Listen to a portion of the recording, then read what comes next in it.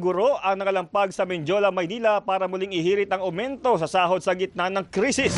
Balita mula sa Maynila, hatid ni Radyo Patrol, Tricia Lindo. Tricia.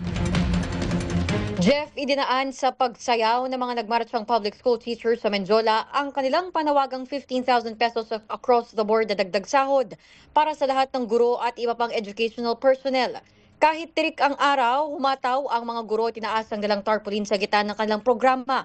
Kwento ng high school teacher na si Ruby mula Quezon Province, 10,000 na lang ang natitira sa kanyang sweldo dahil bukod sa pagbabayad ng loan, dagok rin ang mas mahirap na buhay ngayong may krisis. Hinaing din ng mga guro ang kakulangan ng maayos sa educational materials at classroom. Narito ang kanyang pahayag.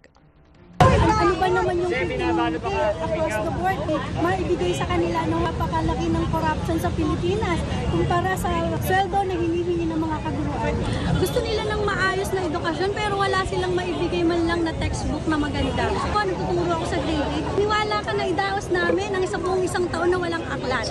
Walang TV, walang electric pan na sapat. May mga facilities na sira na. Jeff, nasa 500 guro ang lumahok sa protesta ngayong araw mula NCR, Region 1, Central Luzon at Calabarzon.